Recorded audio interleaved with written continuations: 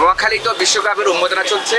আমরা এই মুহূর্তে আছি সময় টেলিভিশনের পক্ষ থেকে নোয়াখালী শহীদপুর স্টেডিয়ামে। ফুটবল উন্মোদনার কারণে আমরা আমাদের এলাকার আইন ও স্পোর্টিং এর নেতৃত্বে আমরা একটা প্রতিষ্ঠা গঠন যাতে খেলাটা জমে, যেন আমরা আশা করি এই বিশ্বকাপটা আরো জমক হবে। এবং লাস্ট হচ্ছে নেইমার, আমরা আশা করি 2026 বিশ্বকাপ নেইমার রাজে উঠবে।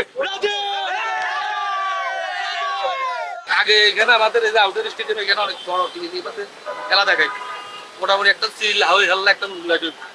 আমি ব্যক্তিগতভাবে আবৃত্তি থেকে ভালোবাসি, আমি চাই এটা শেষ খেলা, বেশি কাপটা থাক। বাংলাদেশের হাতে বিশ্বকাপ উঠুক। বাংলাদেশের এই বিশ্বকাপ বা ফুটবল পিপাসু মানুষ এর ভ্রমণে আনন্দে পড়ে উঠুক বিশ্বকাপের আমেজটা। প্রত্যেকটা দলের সাপোর্টাররা পাচ্ছে তার প্রিয় দল যাতে জয়লাভ করে। পাশাপাশি কিছু দর্শক এটাই বলছে যে আমরা এক একজন ব্যক্তি এক একটা দলকে সাপোর্ট করবো, তবে এই খেলা নিয়ে যাতে করে নিজেদের মাঝে কোনো হানাহানি বা নিজেদের মাঝে কোনো সামাজিক কোনো বিরোধ না করে।